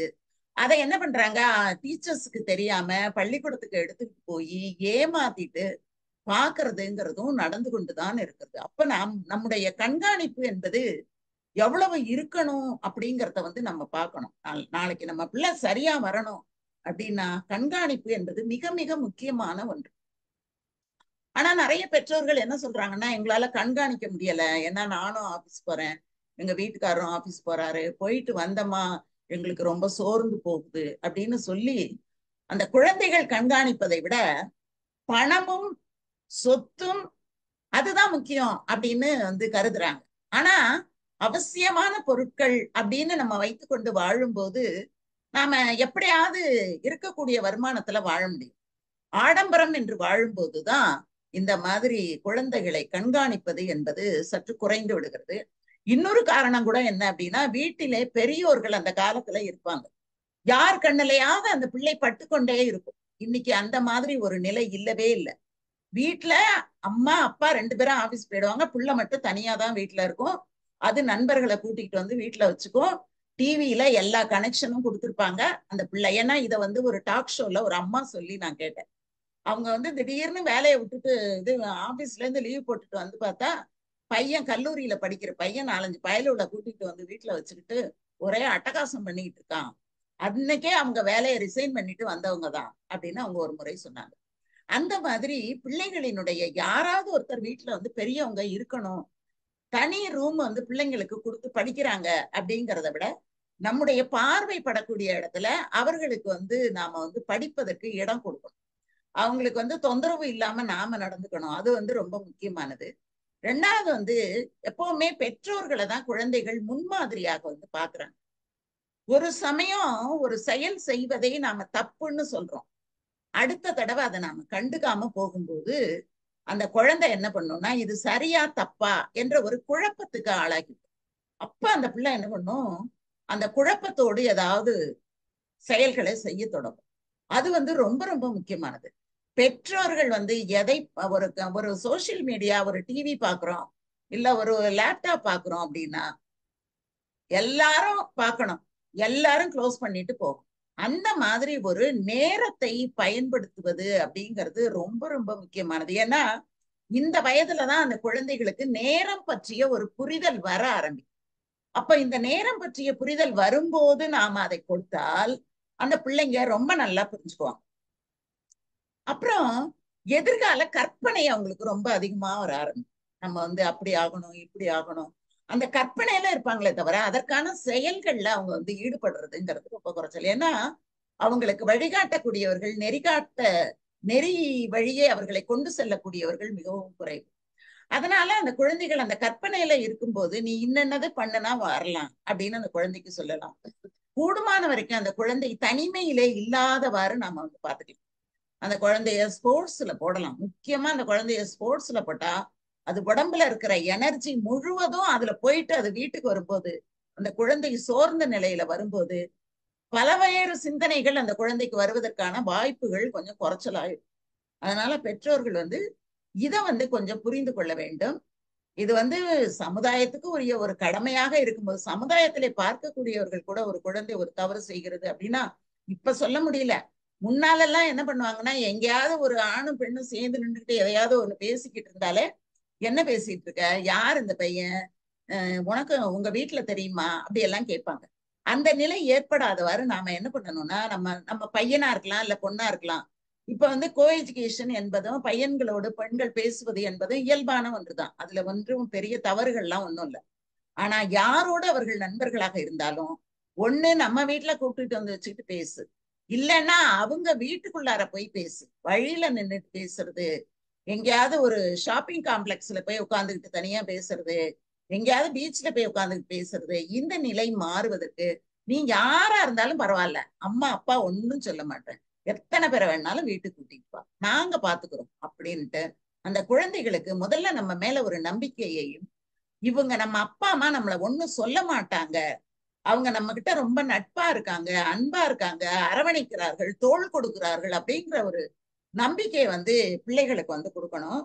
அதுக்கப்புறம் என்ன பண்ணணும்னா இந்த பிள்ளைங்களுக்கு நாம ஒரு விஷயம் சொன்னோம் அப்படின்னா அந்த பிள்ளைங்க என்ன பண்ணுவாங்க, அது சரியா அப்படின்னுட்டு சமூக ஊடகங்கள்ல போய் தேடுவாங்க. நீ சொன்னது சரியா அப்படின்னு போய் அங்க போய் தேடுவாங்க. நண்பர்கள் கிட்ட போய் தேடுவாங்க, இது மாதிரி சொல்றாங்க அது சரியா அப்படின்னு தேடுவாங்க. அதே மாதிரி எங்கெல்லாம் தகவல் இருக்கிறதோ, ஏன்னா அந்த திரட்டூக்கம் என்று ஒரு ஊக்கம் நமக்கு இருக்கு. இயல்பூக்கம், கட்டூக்கம், திரட்டூக்கம் அப்படின்னு ஏகப்பட்ட ஊக்கங்கள் நமக்கு இருக்கு. அந்த மாதிரி இந்த திரட்டூக்கம் என்ற ஒரு ஊக்கம் இந்த வயதுல குழந்தைகளுக்கு இருக்கு. திரட்டும் செய்திகளை ஓடி ஓடி திரட்டும். அதனாலதான் நிருபர்கள் எல்லாம் நிறைய செய்தி திரட்டக்கூடிய வேலைகளுக்கு செல்லக்கூடியவர்கள்லாம் பாத்தீங்கன்னா இதுல இருந்தே அவங்க தொடங்குவாங்க. அந்த மாதிரி ஆதாரங்களை தேடுவாங்க. சீக்கிரம் அவங்களுக்கு மன உளைச்சல் வர ஆரம்பிச்சு ரொம்ப கவலைப்படுவாங்க, மன உளைச்சலுக்கு ஆளாயிடுவாங்க. அதனால அவங்க மன உளைச்சல் படும்போது சிப்பா எப்ப பார்த்தாலும் இப்படிதான் இருப்பேன், மூஞ்ச பாரு, எப்ப பாரு கடுக்கடுன்னு உட்கார்ந்துக்கிட்டு, எப்ப பாரு தூங்கிக்கிட்டு. குழந்தைகள் தூங்குவாங்க, குழந்தைகள் கடுக்கடுன்னு இருப்பாங்க, குழந்தைகள் கோவப்படுவாங்க. அதுல இருந்து நாம தான் நம்மை நாம் சரிப்படுத்திக் கொள்ள வேண்டும் என்ற ஒரு எண்ணம் பெற்றோர்களுக்கு இருக்கும். குழந்தை கடுகடுன்னு பேசுச்சுன்னா நானும் திருப்பி கடுகடுன்னு தான் பேசுவேன் அப்படின்னு பேசினா எந்த பலனும் கிடைக்காது. நெருப்ப நெருப்பால அணைக்கவே முடியாது. நெருப்ப தண்ணிய ஊத்தி தான் அணைக்க முடியும். கோபம், அந்த பிள்ளைங்க கோபம், வெறுப்பு, கவலை, என்ன உடல் ரீதியான மாற்றங்கள், மன ரீதியான மாற்றங்கள், நண்பர்களோடு பழகும் போது ஏற்படும் மாற்றங்கள், சமுதாயத்திலே ஏற்படக்கூடிய மாற்றங்கள் எல்லாமே அந்த குழந்தையை தாக்கக்கூடிய காரணத்தினால அந்த குழந்தை இருக்கு. அப்ப என்ன பண்ணணும், அந்த குழந்தைய மெதுவா அரவணைத்து அது தலைய லேசா கோதும் போது இந்த குழந்தை அவ்வளவு சந்தோஷம். அம்மாவோ அப்பாவோ பக்கத்துல இருந்து தனியா அந்த குழந்தையோட பேசும்போது அந்த குழந்தை தன்னை பற்றிய எல்லா செய்திகளையும் சொல்ல ஆரம்பிக்கும். அதுக்கப்புறம் நம்ம என்ன பண்ணணும், இந்த மனம் திறந்து நாம குழந்தைகளோட பேசணும். நேரம் இல்லை எனக்கு அப்படின்னு சொல்லிட்டு என்ன சொல்ல வரையோ சொல்ல வந்தது சொல்லிட்டு போ அப்படி சொல்லாம அந்த குழந்தை என்ன சொல்ல வருகிறது அப்படிங்கிறதுக்கு நாம நேரம் ஒதுக்கி அதோட கூட இருந்து அது சொல்ல வந்த விஷயத்தை சொல்லி முடிக்கிற வரைக்கும் நாம நேரம் கொடுக்கணும். அது சோர்ந்து உட்கார்ந்து இருந்தா ஏன்பா அப்படி நீ உட்கார்ந்துருக்க அப்படின்னு அந்த குழந்தைய நம்ம தேடணும். அது சில சமயம் குழந்தை தப்பு தப்பா சில விளக்கங்களை வெளியில இருந்து பெற்றுக்கொண்டு வரும். அதுக்கு சரியான விளக்கம் என்னன்னு தெரியாம குழப்ப மனநிலையில இருக்கும்போது அதுக்கு நாம சரியான விளக்கம் கொடுக்கணும். அப்புறம் நமக்கே சில சந்தேகங்கள் வரும். ஏன்னா நம்ம பிள்ளைகளை பற்றி மற்றவங்க சொல்றது நம்ம காதுல விழும். அப்ப நமக்கே சில சந்தேகங்கள் வரும். அப்ப நாம அந்த குழந்தைகிட்ட இந்த மாதிரி இருந்தா நீ என்னப்பா பண்ணுவ? ஒரு சினிமா பாக்குறோம். ஒரு சினிமால ஏதாவது ஒரு சில நிகழ்வுகளை பாக்குறோம். இந்த இடத்துல நீ இருந்தேன்னா என்ன பண்ணு? அந்த இடத்துல நீ இருந்தேன்னா என்ன பண்ணு? அப்படின்னு அந்த குழந்தைகளை அவர்களின் மனதிலே என்ன இருக்கிறது என்பதை நாம் அறிந்து கொண்டு அதற்கேற்ப அந்த குழந்தைகளை நாம நல்வழிக்கு செலுத்தணும். எப்பவுமே அந்த குழந்தைங்க என்ன பண்ணோம்னா அந்த வயசுலதான் விஜய் மாதிரி முடிக்கட் பண்ணிக்கணும்னு அலையும், கலரிங் கொடுக்கறதுக்கு அலையுங்க, முகத்தை கண்டபடி போட்டுக்கோங்க. இதுக்கெல்லாம் என்ன காரணம் அப்படின்னா, தன்னை யார் தான் யாரை விரும்புகிறார்களோ அவர்களை போல நாம இருக்க மாட்டோமா அப்படின்னு தன்னை அதிலே பிரதிபலிப்பது. அந்த மாதிரி அந்த குழந்தைகள் பிரதிபலிக்க கூடியவர்களாக இருப்பாங்க. அப்ப நாம என்ன பண்ணணும் அந்த குழந்தைகளை அப்படின்னா, உண்மை எது பொய் எது அப்படிங்கிற அந்த விஷயங்களை நாம அவங்களுக்கு சொல்லி கொடுக்கணும். இன்னும் ரொம்ப ரொம்ப முக்கியமானதுங்க, மரபு எப்படி ரொம்ப முக்கியமோ அதே மாதிரி சூழ்நிலை என்பதும் ரொம்ப ரொம்ப குழந்தைகளுக்கு முக்கியம். அதனால நம்ம என்ன பண்ணணும் அப்படின்னா, நல்ல ஒரு சூழ்நிலையை குழந்தைகளுக்கு உருவாக்கி கொடுக்கணும். நம்ம வீட்டுல இருந்தாலும் எவ்வளவு ஒரு ஒரு மனம் நமக்கு சில மன சஞ்சலங்களோ இல்ல சிக்கல்களோ அல்லது அழுத்தங்களோ இருந்தாலும் அதை வெளிக்காட்டி கொள்ளாமல் குழந்தைகளுக்கு ஆரோக்கியமான ஒரு சூழ்நிலையை ஏற்படுத்தி கொடுக்கணும். மகிழ்ச்சியான ஒரு சூழ்நிலையை ஏற்படுத்தி கொடுக்கணும். அப்பா ஒரு பக்கம் மூஞ்ச தூக்கிட்டு உட்காந்துக்கிறது, அம்மா ஒரு பக்கம் சண்டை போட்டுட்டு உட்கார்ந்து இருக்கிறது, வந்தவங்க போனவங்க ஒரு பக்கம் உட்காந்துக்கிறது, ஒரு பக்கம் டிவி ஓன்னு கத்த வேண்டியது, ஒரு பக்கத்துல லேப்டாப் அலற வேண்டியது, ஒரு பக்கத்துல இந்த மாதிரி எல்லாம் இருக்கும்போது குழந்தைகளுக்கு தெளிவான மனநிலை என்பது அமையவே அமையாது. அமைதியற்ற நிலையிலே தான் அவங்க இருப்பாங்க. பதட்டமான சூழ்நிலையில அந்த பிள்ளைங்க இருக்கும்போது அவர்களிடத்துல எப்படி நாம அமைதியான ஒன்றை பெற முடியும்? அதனால அப்படியெல்லாம் இல்லாம இருக்கணும். அடுத்ததுங்க, மூளைத்திறன் அவங்களுக்கு இப்ப ரொம்ப பல மடங்கு உயர ஆரம்பிக்கும். அப்போ அதை அவர்கள் எப்படி கையாளுவது அப்படிங்கிறதுக்கான நிறைய வாய்ப்புகளை அவர்களுக்கு நாம ஏற்படுத்தி கொடுக்கணும். அப்பதான் நம்ம நிறைய எக்ஸாம் எல்லாம் எழுதுறதுக்கான புத்தகங்கள்லாம் அவங்களுக்கு கொடுக்கலாம். அதையெல்லாம் எப்படி விளையாட்டாக கற்றுக்கொள்வது அப்படிங்கிறத சொல்லி கொடுக்கலாம். படிப்போடு கூட மற்ற பாடங்களையும் அவங்களுக்கு நம்ம கோச்சிங் சென்டருக்கு அனுப்பலாம், படிக்க வைக்கலாம். இந்த மாதிரி எல்லாம் நம்ம அவர்களினுடைய திறனை கண்டறிந்து ஊக்கப்படுத்தணும். ஆனா பல பெற்றோர்கள் என்ன பண்றாங்க அப்படின்னா, நான் நிறைய இதுல புத்தகங்கள்லையும் படிச்சிருக்கிறேன், திரைப்படங்கள்லையும் காட்டுறாங்க. பெற்றோர்கள் என்ன படிக்கணும்னு நினைச்சாங்களோ அதை பிள்ளைகள் மேல திணிக்கும் போது பிள்ளைகளால் அதை ஏற்றுக்கொள்ளவே முடியாது. ஒரு 2 நாளைக்கு முன்னால ஒரு சினிமா ஒண்ணு பார்த்தேன். ஒரு அப்பா என்ன பண்றாரு, ஆடிட்டர் ஆகணும்னு நினைக்கிறாரு, ஆனா அவரால் ஆடிட்டர் ஆக முடியல. உடனே என்ன பண்றாரு, மகனை ஆடிட்டரா ஆக்கிறதுக்கு முயற்சி. மகனுக்கு அது படிப்பு வரவே மாட்டேங்குது, அவனால போடவே முடியல. காப்பி அடிக்கிறான், ஏமாத்துறான், என்னென்னவோ பண்ணி பாக்குறான். காலேஜ்ல இருந்து அவனை வெளியேற்றிடுறான். அதுக்கப்புறம் அவங்க அப்பா ரொம்ப வருத்தப்பட்டு பேசும்போது அப்ப அவன் சொல்றான், நீ படிச்சு பாருப்பா, என்ன படிப்படின்னு சொல்றேல்ல, நீ போய் படிச்சு பாரு, உனக்கு தெரியும் அப்படின்னு சொன்ன உடனே அப்ப அவர் சொல்றாரு, அப்ப நீ எனக்கு கல்லூரிக்கு ஃபீஸ் கட்டு, நான் போய் படிக்கிறேன் அப்படிங்கிறாரு.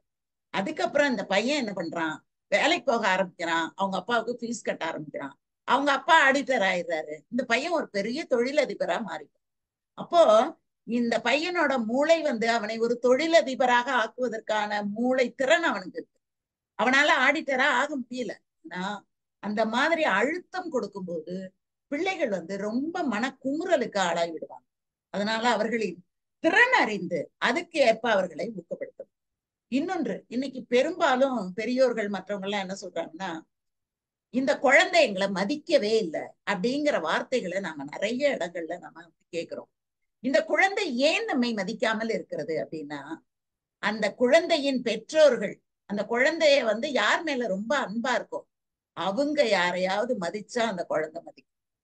அவங்க யாரையெல்லாம் மதிப்பதில்லையோ அவர்களை அந்த குழந்தைகள் மதிப்பதில்லை.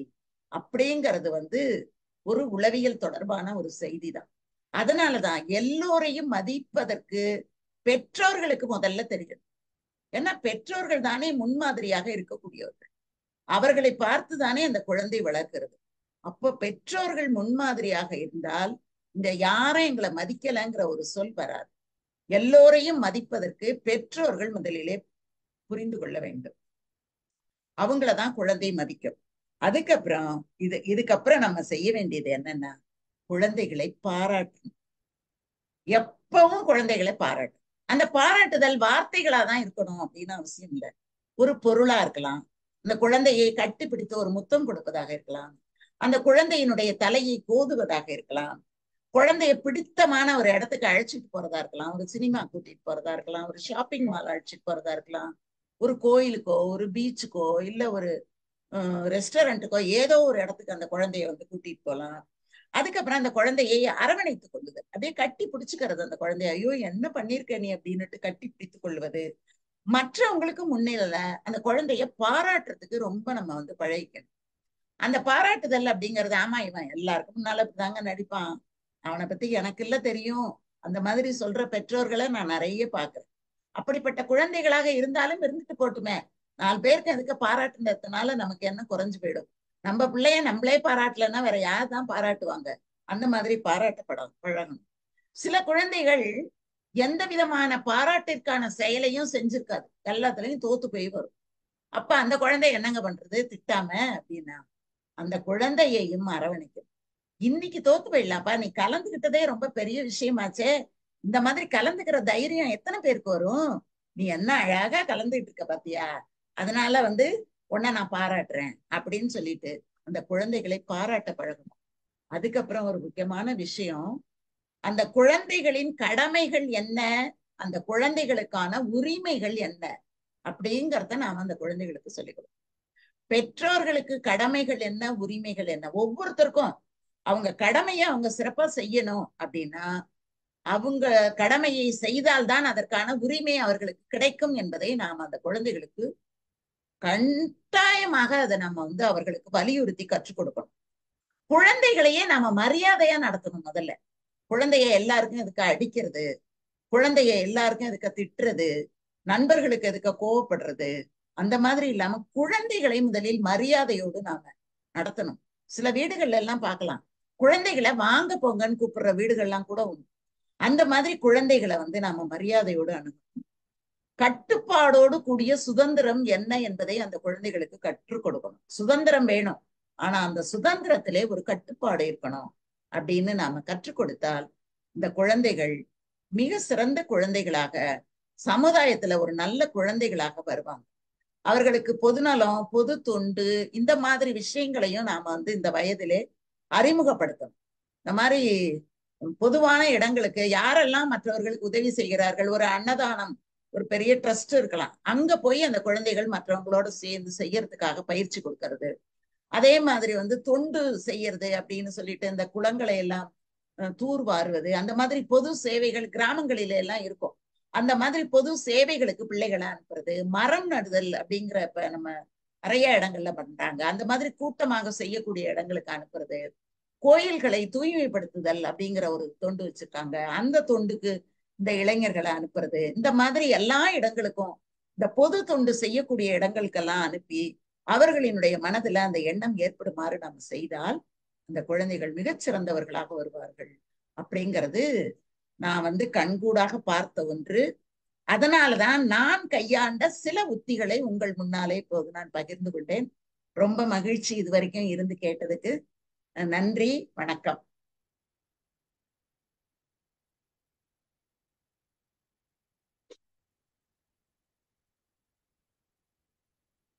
மைக் ஆன் பண்ணுங்க madam. Gayathri madam mic on பண்ணிட்டு பேசுங்க. இல்லைங்கம்மா, யாரு நம்ம தான் இருக்கோம், யார் வேணாலும் பேசலாம்ல. முதல்ல மேடம் எல்லாரும் கை தட்டலாம். ரொம்ப நன்றி சார், ரொம்ப நன்றி. புதுசா வந்திருக்காங்க, நேத்ரா இருக்காங்க, தமிழையா இருக்காங்க. அவங்க அதுதான் என் பேத்தி. இல்ல நான் தான் அம்மா. ஓ என் பொண்ணு, கொஞ்சம் நீ அப்படி நேத்ராவோட வாமா, ஏ, அம்மா நே- நான் வீடியோல வா. நேத்ரா வீடியோல வந்து உங்க டாக்டரா? ஐயோ. தமிழையா யாரு? அது தமிழையா வந்து கதைக்களம் குரூப்ல இருந்து வந்திருக்காருன்னு நினைக்கிறேன். செல்வா சார் நினைக்கிறேன். கரெக்ட்டுங்களா? ஆமா மேம். செல்வஸ்டன் வணக்கம். பிரபு. வணக்கம், பேசுங்க சார். நீங்க நான் அம்மாவோட பேச்சை கேட்டேன். ரொம்ப அருமையான ஒரு பேச்சு. அதாவது என்ன சொல்றது, ஒரு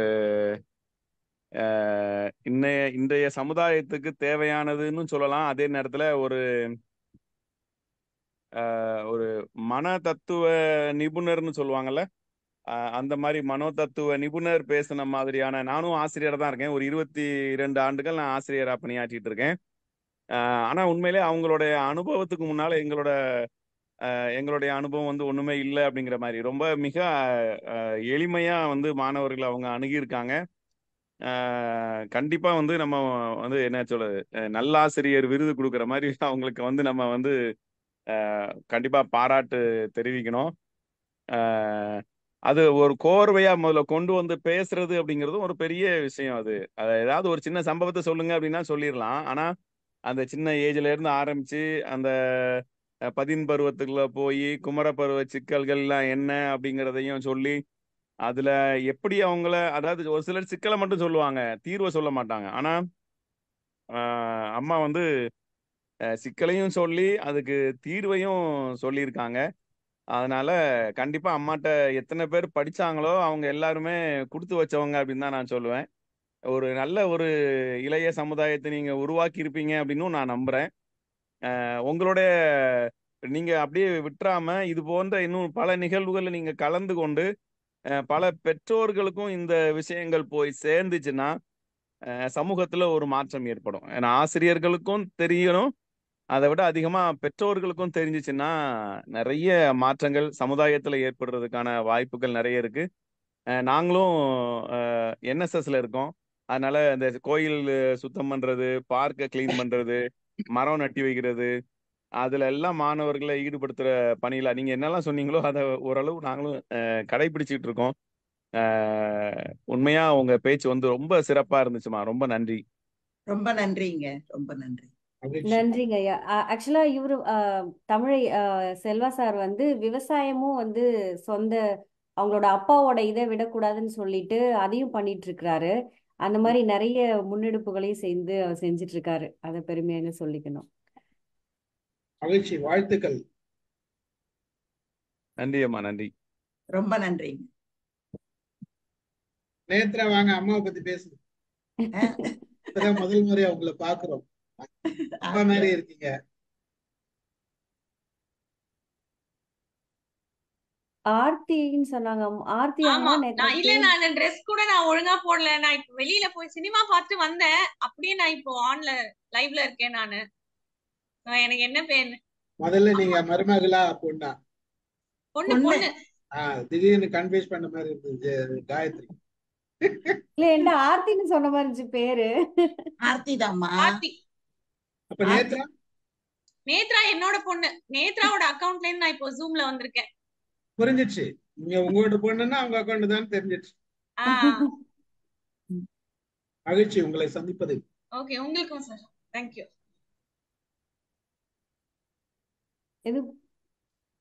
பேசுங்க உங்களோட அனுபவத்தையும்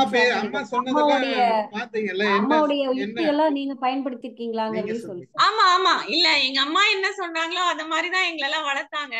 ஆனா நான் வந்து ஒண்ணு ஒத்துக்க மாட்டேன். என்னன்னா இவங்க சொன்னாங்க இந்த மாதிரி 7 இயர்ஸ்ல இருந்து 12 வயது வரைக்கும் தைரியத்தை வளர்க்கணும்னு. அதெல்லாம் எனக்கு வளர்க்கவே இல்லை எங்க அம்மா. எனக்கும் வளர்க்கல, எங்க அண்ணனுக்கும் வளர்க்கல. அத நான் வந்து என் பொண்ணிட்ட சொல்லிட்டு இருந்தேன். இது மாதிரி அம்மா சொல்றாங்க, நான் வீட்டுல போய் கேட்க போறேன் அப்படின்னு. சார் எதுக்கு சார் பொண்ணு கூப்பிட்டீங்க நீங்க? இது நம்மளுக்கு தேவையா சொல்லட்டும். ஆனா மத்தபடி இந்த மாதிரி டிசிப்ளினா இருக்குது, இந்த ஹானஸ்டி, மொராலிட்டி, வேல்யூஸ் அதெல்லாம் நல்லா சொல்லி கொடுத்து வளர்த்தாங்க.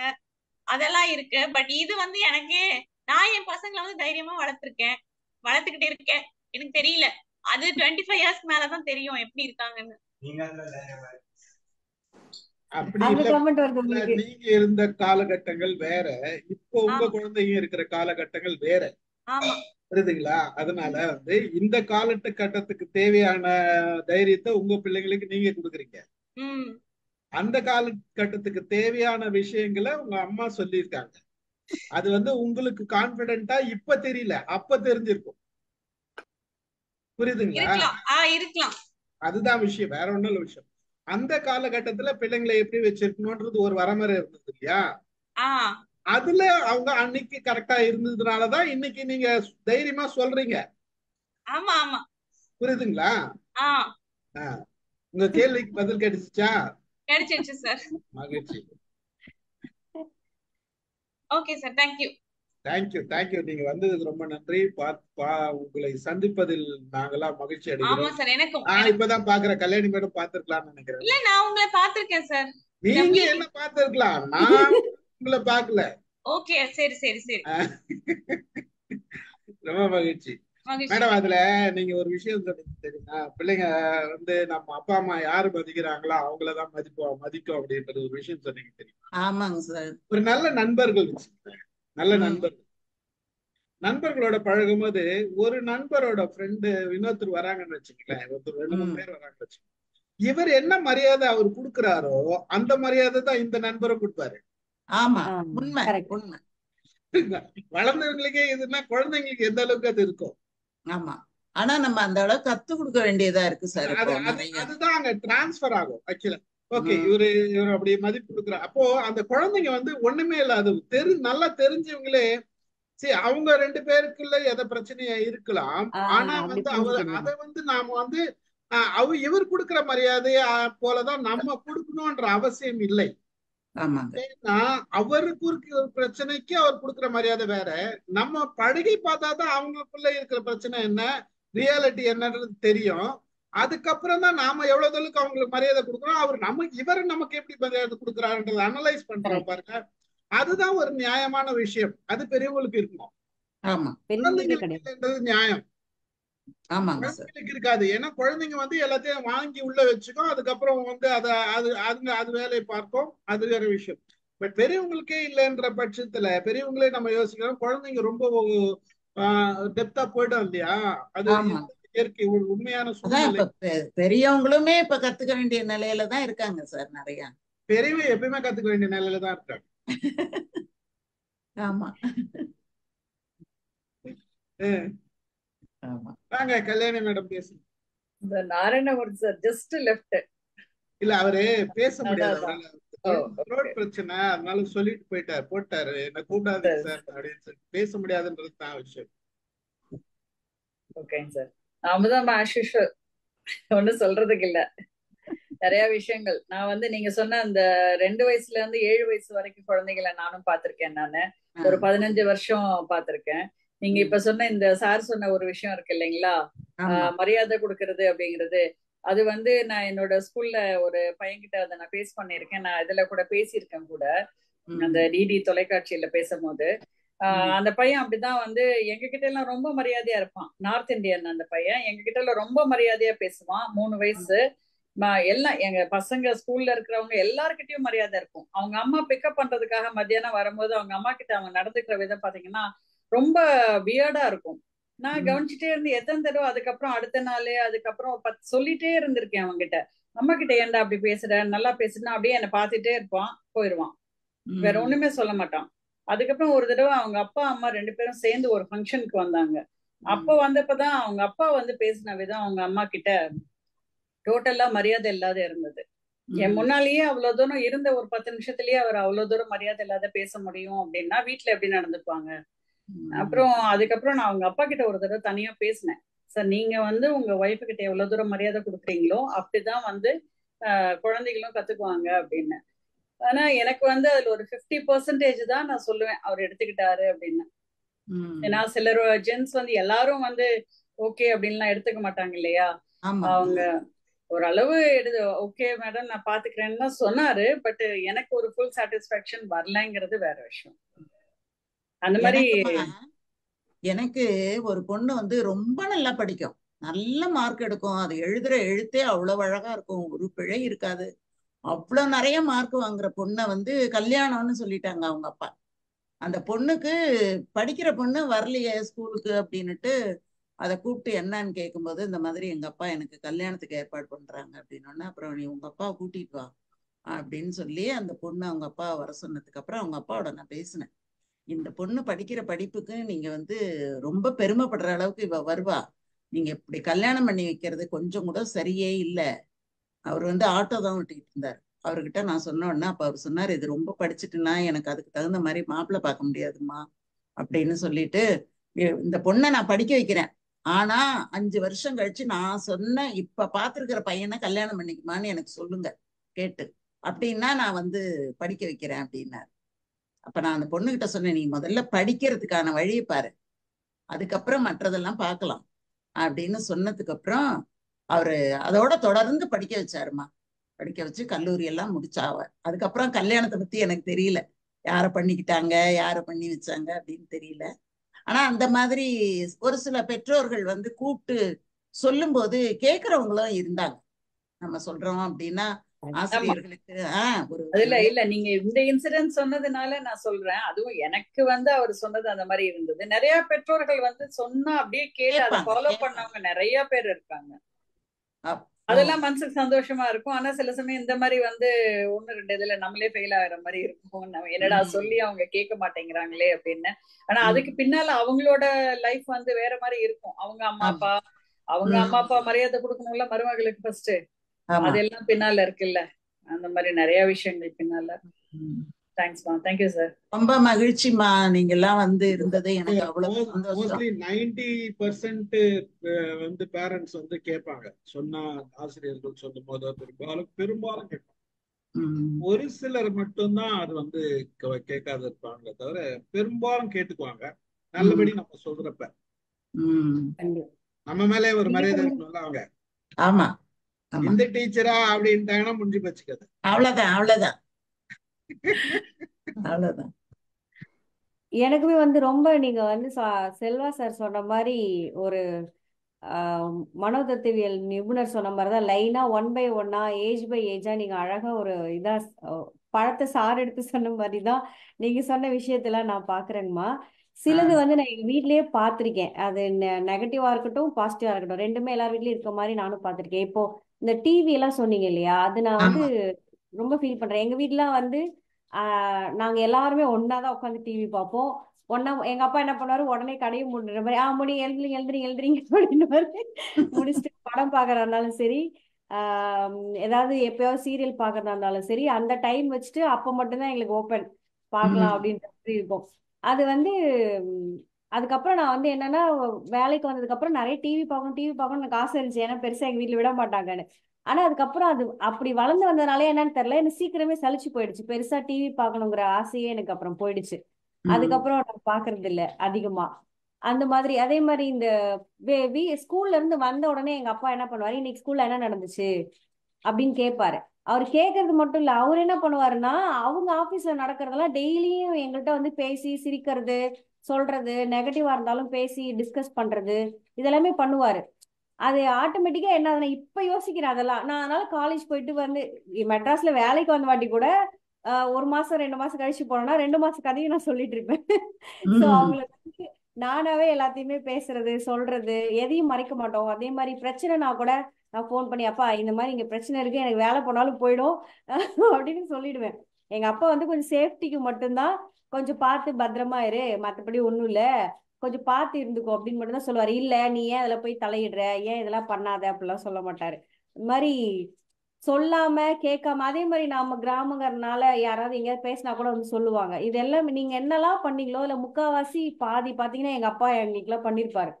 அதெல்லாம் நீங்க சொல்லும் போது எனக்கு தெரியுது. அதே மாதிரி இப்போ ஒரு புதுசா ஒரு ஸ்கூல் ஒரு கோர்ஸ் சேர்றேன்னா அவர் என்ன பண்ணுவாரு, கொண்டு வந்து விடுறேன் இல்லைன்னா பிக்கப் பண்றேன்னு டெய்லி வர மாட்டாரு. எப்பயாவது அடிக்கடி வந்துட்டு பிக்கப் பண்றது கூட்டிட்டு போலாம் பண்ணுவாரு. இப்பெல்லாம் எங்க வீட்டுக்காரர் எங்கயாவது என்னை விட்டுட்டு போனாருன்னா என்னையே வந்து நீ பார்க்க மாட்டீங்க அந்த பழக்கத்துல கேட்பேன் நானு. எங்க அப்பாலாம் வந்து ஒரு நாளாவது வந்து இந்த பிள்ளை இங்கதான் படிக்குது அதெல்லாம் தெரிஞ்சுட்டு போவாரு, நான் இங்கதான் கிளாஸ் போறேனா இல்லையா நீங்க தெரிஞ்சுக்க மாட்டீங்க அப்படின்னு. அது ஆனா இப்ப அந்த டிவி வந்ததுமா, அந்த கொரோனா பிறகு பிள்ளைங்களை படிக்க வைக்கிறதுக்கு வேற வழி இல்லாம போனதுனாலதான் இப்ப அந்த பிரச்சனையே பிள்ளைங்களுக்கு வந்திருக்கு. இல்லைன்னா பிள்ளைங்களுக்கு நிறைய அந்த பேருக்கு வந்து அளவுக்கு இந்த வர்றதுக்கு 18 பிளஸ் வாய்ப்பு இல்லாம இருக்கிற போயிருக்கு. ஆப்ஷன் தெரிய மாட்டேங்குதுங்கம்மா. யூடியூப்ல உம் 18 பிளஸ் இருக்கவங்களுக்கு, சின்ன குழந்தைங்களுக்கு இருக்கிறது நிறைய பேரண்ட்ஸ் வந்து அது போட்டு தர அந்த மாதிரி பண்ண மாட்டாங்க. பண்ண முடியாத உம் சூழலும் அவங்களுக்கு தெரியல. ஒரு பக்கத்துல இருக்கிற பிள்ளைங்க எல்லாம் பாக்குது, இவங்களால ஆமா தவிர்க்க முடியாம போயிடுது. ஆமா, பெற்றோர்களுக்கே நிறைய தெரியல இல்லம்மா. அவங்க என்ன பண்ணுவாங்க? ரொம்ப சிக்கலான அந்த சூழல் தான் முக்கியமான ஒரே பிள்ளைங்க. ஒரு விஷயத்த மட்டும் ஷேர் பண்ணிக்கிறேங்கம்மா. நான் கத்துக்கிட்டது இங்க பார்த்து, வேற உம் ஒரு பொண்ணு, அந்த பொண்ணு பாத்தீங்கன்னா பகல்ல டிவியே பார்க்காது, போனே யூஸ் உம் பண்ணாது. ஏன்னா அந்த குழந்தை முன்னாடி டிவி பார்க்க கூடாது, போன் பார்க்க கூடாதுன்னு உம் அந்த பொண்ணு வந்து அவ்வளவு ஸ்ட்ரிக்டா டிசிப்ளினா ஃபாலோ பண்ணுது. அதை உம் பார்த்து ரொம்ப ஆச்சரியமா இருந்தது. புக்கு மட்டும்தான் அந்த பொண்ணுக்கு, ஒரு புக்கு இந்த குழந்தைங்களுக்கான புக்ஸ் வாங்கி கொடுத்துட்டு அதை சொல்லி உம் கொடுக்கறது பண்ணுது. போனும் யூஸ் பண்றது இல்ல, டிவியும் யூஸ் பண்றது இல்ல. அதே மாதிரி நான் கூட ரொம்ப சுத்தம்லாம் பார்ப்பேன், இந்த மணல்ல கை வைக்கிறது அது பண்றதெல்லாம். ஆனா உம் அவங்க எல்லாம் பாத்தீங்கன்னா நல்லா மணல்ல விட்டு விளையாட விடுறாங்க, வெளியில கூட்டு வந்து விளையாட விடுறாங்க. அப்ப அந்த குழந்தைங்களுக்கு நல்லா தூக்கம் வருது, இதெல்லாம் இருக்கு. சோ உம் அந்த இம்யூனிட்டி பவரும் வரும்ல. நான் ஆமா. அதெல்லாம் வந்து கத்துக்கிட்டேன் அவங்கள்ட்ட இருந்து. உம் ஆமா. நன்றி. உம் செல்வா சார் பேசுங்க சார். வணக்கம் மேம். அதாவது ஒரு எனக்கு ஒரு அறிவுரை ஒன்று தேவைப்படுது. என்ன அப்படின்னா, உம் அஹ், மாணவர்களை வந்து நம்ம இப்போ இருக்கிற சூழ்நிலையில நம்ம வந்து அடிக்கவும் முடியாது, உம் திட்டவும் முடியாது. கொஞ்சம் கடினமா சொல்லி அவனை வந்து பயமுறுத்துறதுன்னு இல்ல, ஏதோ எதுவுமே செய்ய முடியாத ஒரு சூழ்நிலையில இருக்கும். ஆமா. அப்போ இந்த மாதிரி சூழ்நிலையில நம்ம கொடுக்குற வீட்டு பாடங்களை முடிச்சிட்டு வர்றது அப்படிங்கிறதே ஒரு பெரிய ஆமா, பெரிய கஷ்டமான ஒரு போராட்டம். சூழ்நிலையா இருக்கு. அதனால அமுதா மேம் ஏதாவது அஹ், என்ன சொல்றது, ஆலோசனைகள், ஏதாவது எளிமையான முறைகள் ஏதாவது சொல்ல முடியுமா? அந்த மாதிரி ஆஹ் அதாவது, ஏன்னா நான் என்ன விரும்புவேன் அப்படின்னா, எனக்கு வந்து என் கிளாஸ்ல 40 பேர் இருக்காங்கன்னா 40 பேரும் அந்த வேலையை முடிச்சிருக்கணும். ஏன்னா உம் எல்லாரும் எதிர்பார்க்கறது என்னன்னா, ஒரு 4 பேர் முடிக்க தான் மாட்டான், எப்படியும் ஒரு 2 பேர் இருக்கதான் செய்வான் அப்படின்னு சொல்லுவாங்க. ஆனா நான் என்ன சொல்லுவேன்னா, என் கூட வா, 40 பேரையும் நான் ஒண்ணு போல கூட்டிட்டு போவேன், உம் யூனிஃபார்மா நான் கூட்டிட்டு போவேன். அந்த மாதிரி உம் நான் பசங்கிட்ட பேசிக்கிட்டே இருப்பேனா. அப்ப அது உம் எப்படியும் ஒரு 10 15 பேர் முதல்ல அப்படி இருந்தாங்க. ஆனா இப்ப பாத்தீங்கன்னா ஒரு 3 பேர் தான் அந்த ஹோம்ஒர்க்கை செய்யவே செய்யறான். ஓ. மீதி 30 பேர் அதை செய்ய மாட்டேங்கான். அவங்க அந்த நான் மாதிரி எப்படி ஒரு எப்படி எதிர்கொள்றது? சின்ன சின்னதா தான் நம்ம கொஞ்சம் கொஞ்சமா கொடுத்து கொடுத்து முதல்ல ஒரு 4 வரி மாத்திரம் எழுதிட்டு வர சொல்ல வேண்டியதுதான். 4 வரின்னு பயப்படாம எழுதிட்டு வந்துருவாங்க. எனக்கு ஒரு அனுபவம் சொல்றேன் பாருங்க சார். நான் இம்போசிஷன் தான் கொடுப்பேன் பெரும்பாலும். ஏன்னா எழுத எழுத பிள்ளைங்களுக்கு கொஞ்சம் கரெக்ட். பழக்கத்துக்கும் வரும், எழுத்து பிழை குறையும், எழுதிட்டு வருவாங்கன்னு. ஆனா அதை என்ன பண்ணுவேன்னா, பார்ப்பேன். நேரம் இல்லாத போகும்போது குரூப் லீடரை வச்சு அதை பாரு அப்படின்னு சொல்லுவேன். அந்த மாதிரி பார்த்த பிறகு ஏதாவது ஒரு நோட்டை எடுத்து அது சரியா அவங்க பார்த்துருக்காங்களா அப்படின்னு பார்ப்பேன். அந்த மாதிரி பார்க்கும்போது சார், மேல 10 வரியில தொடங்கின அந்த பதில் கீழே வர வர வர வர குறைஞ்சு போய் அந்த இம்போசிஷன்ல கடைசியில 2 வரி 3 வரி எழுதி நம்பர் மட்டும் கரெக்டா போட்டு வந்துருக்குது. அதை அதுக்கப்புறம் கண்டுபிடிச்சிட்டு, அப்புறம் நான் ஒவ்வொன்னா பாக்குறேங்கிறது அந்த பிள்ளைங்களுக்கு தெரிய ஆரம்பிச்சோன்னதான் அதுக்கப்புறம் எழுத ஆரம்பிச்சது. ஆனா உங்களோட நிலை கொஞ்சம் கவலைக்குரிய ஒரு இடம் தான் சார். அவங்களுக்கு நம்ம இந்த மாதிரி ஹோம்ஒர்க் கொடுத்து அதை அவங்க முடிச்சுக்கிட்டு வர்றது அப்படிங்கிறதுக்கு பெற்றோர்களும் கொஞ்சம் உதவி பண்ணணும். பெற்றோர்கள் கேட்கணும். பெற்றோர்களே இப்ப பிள்ளைங்களுக்கு ஆதரவா தான் இருக்காங்க.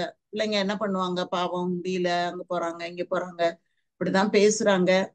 நம்ம இன்னும் கொஞ்சம் ஆலோசனை பண்ணி நம்ம முடிவு பண்ணலாங்க சார்.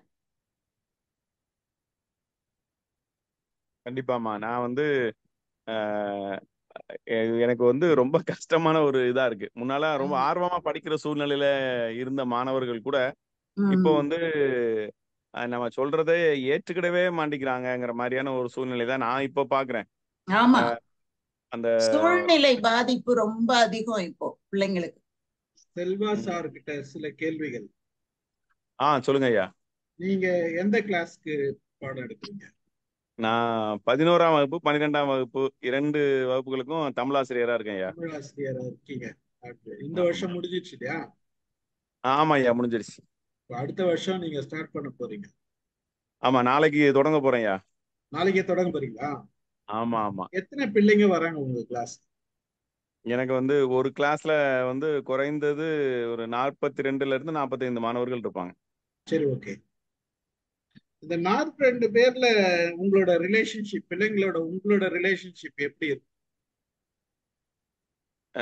அதாவது அம்மா சொன்னாங்கல்ல, அமுதா அம்மா சொன்ன மாதிரியே அந்த 42 பேர்ல கொஞ்சம் டீம் மாதிரி பிரிச்சு வச்சிருப்போம். ஒரு 4 டீம் 5 டீமா பிரிச்சு 5 பேருக்கும் ஒரு குரூப் டீ கேப்டன் மாதிரி வச்சிருப்பேன். சரிங்க. அந்த மாதிரி கேப்டன் மாதிரி வச்சு அந்த மாதிரி இந்த ஹோம் ஒர்க்கை செக் பண்றது, அப்புறம் தெரியாதத மாணவர்களுக்கு சொல்லி கொடுக்கறதுக்கு அந்த மாதிரி முயற்சிகளையும் செஞ்சுக்கிட்டு இருக்கேன். அது போக நான் மாணவர்களை வந்து பார்சியாலிட்டி அந்த மாதிரிலாம் இல்லை, நல்லா படிக்கிற பசங்களை கொஞ்சம் மோட்டிவேட் பண்றது உண்டு.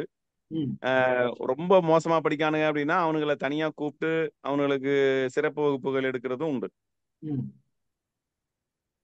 இல்ல, இப்ப இந்த குரூப் போடுறீங்கல்ல, ஆமா, இந்த குரூப் வந்து எவ்வளவு நாளைக்கு அந்த குரூப் மெயின்டைன் பண்ணுவீங்க? இது வந்து ஒவ்வொரு டேமுக்கும் மாறும். ஒரு டேம்ல வந்து ஒரு லீடர் இருப்பாரு. அவரு அந்த காலாண்டு தேர்வு முடிஞ்சிருச்சுன்னா அடுத்த அரையாண்டு தேர்வுக்கு வேற ஒரு பையனை அதே அதே குழுவுல இருக்கிற இன்னொரு மாணவனை தலைவனா ஏற்படுத்தி வச்சிருப்பேன். அந்த மாதிரி வச்சு சார், எனக்கு ஒரே ஒரு இது சொல்ல தோணுது. நான் என்ன பண்ணுவேன் அப்படின்னா, 90க்கு மேல எடுக்கிற பசங்களை தனியா பிரிச்சு வச்சுட்டு 80க்கு மேல எடுக்கிறவங்க 70 இப்படி பிரிச்சிருவேன்.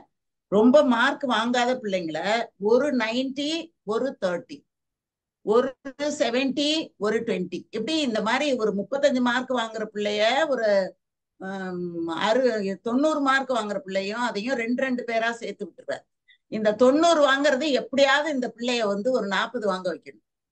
அப்படி அந்த பிள்ளைங்களை வந்து ஒரு நல்லா படிக்கிற பிள்ளைக்கு பக்கத்துல ஒரு நல்லா படிக்காத பிள்ளைய பக்கத்துல வச்சு எப்படி சொல்லி கொடுத்தா அவ மார்க் வாங்குவா அப்படின்னு, நீ தான் இந்த இடத்துல டீச்சர் அப்படின்னு அந்த பிள்ளைக்கு சொல்லி கொடுத்து 2 பிரிச்சிருவேன். பிரிச்சுட்டு அந்த கிளாஸ வந்து நம்ம ரொம்ப நுட்பமா சுத்தி சுத்தி அவங்க என்ன சொல்லி கொடுத்தாங்க, அவ அதை எழுதுனாளா அப்படின்னு நான் வந்து பார்ப்பேன். நீ இன்னைக்கு என்ன ஹோம்ஒர்க் கொடுத்த அந்த பொண்ணுக்கு, அவ என்ன எழுதிட்டு வந்து உங்ககிட்ட காட்டினா, அதை என்கிட்ட காட்டு அப்படின்னு நான் பார்ப்பேன். ஒரு நாளைக்கு வந்து ஒரு 3 கேள்வியாவது நிச்சயமா எழுத வைப்பேன். பழைய வினாத்தாள்ல இருந்து எடுத்து ஒரு 3 கேள்வி அந்த பிள்ளைக்கு கொடுத்து மனப்பாடம் பண்ணி எழுதி காட்ட சொல்லு அப்படின்னு அந்த மாதிரி ஒண்ணா பிரிச்சு பிரிச்சு வச்சிருந்தேன். சில சமயங்கள்ல இப்ப என்னோட லைஃப பத்தி பார்க்கும்போது கூட நினைப்பேன், ஒரு நல்லதையும் ஒரு மோசமானதையும் சேர்த்த பாவத்தை நம்ம அனுபவிக்கிறோமோ அப்படின்னு கூட சில சமயங்கள்ல எனக்கு தோணும். எவ சாபம் கொடுத்தாலோ நமக்கு அப்படின்னு கூட சில சமயங்கள்ல தோணும், பொருத்தமில்லாத சில நிகழ்வுகள் நிகழும் போது. ஆனா அந்த மாதிரி நான் வந்து பிள்ளைங்களை கொண்டு வரும்போது நிச்சயமா அந்த ரொம்ப மோசமா இருக்கிறது ஓரளவு வந்துடும். அதனால என்னோட வகுப்பை பொறுத்த வரைக்கும் என்னோட காலம் முடிகிற வரைக்குமே எனக்கு வந்து தமிழ்ல சென்டம் ரிசல்ட் தான் பிள்ளைங்க கொடுத்தாங்க. நான் வந்து இந்த 90க்கு மேல வாங்குறவங்களுக்கு என்னோட கை காசு கொடுப்பேன். எவ்வளவு மார்க் நீ வாங்கியிருக்கியோ அவ்வளவு பணம் நான் உனக்கு கொடுக்குறேன் அப்படின்னு சொல்லிட்டு கொடுக்கும்போது சும்மா ஒரு 35 வாங்கினது கூட ஒரு 80 வாங்கிட்டு வந்து நிற்கும். ஆசிரியை பணம் கொடுங்க, 80 வாங்கிட்டேன் அப்படின்னு வந்து நிற்கும். அதனால நான் அந்த ரிசல்ட் வர்ற சமயத்துல கையில கொஞ்சம் பணம் நிறைய வச்சுக்கிட்டு அந்த பிள்ளைங்களுக்கு நான் வந்து கொடுப்பேன். அந்த மாதிரி எல்லாம் பண்ணி தான் அந்த பிள்ளைங்களை எப்படியாவது கொண்டு வந்தேன் நான். அந்த மாதிரி நீங்க ஒரு நல்லா படிக்கிற பிள்ளை கொஞ்சம் நல்லா படிக்காத பிள்ளை 2யும் ஒன்னா சேர்த்து வினாத்தாளை கொடுத்து ஒரு நாளைக்கு ஒரு பெரிய கொஸ்டின்னா மனப்பாடம் பண்ணி அவகிட்ட ஒப்பிச்சுட்டு எழுதி காட்டிட்டு போகணும், அது வரைக்கும் போகக்கூடாது அப்படின்ட்டு நம்மளும் அந்த வகுப்புலயே இருந்தோம்னா நல்லா அந்த பிள்ளைங்களை கொண்டு வர முடியும். நாங்கள்லாம் பாடம் எடுக்கும்போது 60 பேர் இருந்தாங்க என்னோட கிளாஸ்ல, 60 65 கூட இருப்பாங்க. அந்த மாதிரி இல்லாம 40 45 அப்படிங்கிறது கொஞ்சம் பரவாயில்லாம இருக்கு. இப்ப மதிப்பெண்ணும் கொஞ்சம் குறைச்சிருக்காங்க, 200ங்கிறத 100 ஆக்கி இருக்கிறதுனால கொஞ்சம் நம்ம இந்த மாதிரி நல்லா படிக்கிற பிள்ளை ஒருத்தி நல்லா படிக்காத பிள்ளை ஒருத்தி அப்படின்னு நம்ம போட்டோம். ஒரு 20 வாங்குறதையும் 90 வாங்குறதையும் ஒன்னா சேர்க்கலாம், 35 வாங்குறதையும் 60 வாங்குறதையும் ஒன்னா சேர்க்கலாம். இந்த மாதிரி நம்ம கலந்து போட்டோம்னா அந்த பிள்ளைங்க வந்து ஹோம்ஒர்க் செஞ்சுட்டு வர்றதுக்கான ஒரு வாய்ப்பு இருக்கும், மார்க் வாங்குறதுக்கான ஒரு வாய்ப்பு இருக்கும். ஒரு ஊக்கம், அவங்களுக்கு ஒரு ஊக்கத்தொகை மாதிரி அந்த எவ வந்து வாங்க வைக்கிறாளோ நல்லபடியா கொண்டு வராளோ அவளுக்கு ஏதாவது ஒரு பரிசு அப்படின்னுட்டு நான் தொங்கட்டானத்தோடெல்லாம் கூட வாங்கிட்டு போவேன் சார் இந்த பசங்களுக்கு கொடுக்கறதுக்கு. ஏன்னா அதுங்க ரொம்ப காதுல போட்டுக்கிறதுக்கு ஆசைப்படும்னுட்டு அது மாதிரி கொஞ்சம் வாங்கிட்டு போயிட்டு ஒண்ணு கொடுத்தோம்னா அந்த பிள்ளைங்க ரொம்ப ஆசையா காதுல போட்டுக்குவாங்க. இந்த மாதிரி பொம்பளை பசங்களுக்கு பண்ணலாம், பையன்களுக்கு என்ன விரும்புவாங்கன்னு தெரியல எனக்கு. அந்த மாதிரி கொஞ்சம் பிள்ளைங்களுக்கு கொடுத்து அவங்கள கொஞ்சம் ஊக்கப்படுத்தினா வருவாங்களோ அப்படின்னு நான் வந்து நினைக்கிறேன். நீங்க ரொம்ப அருமையா சொன்னீங்க மேம்.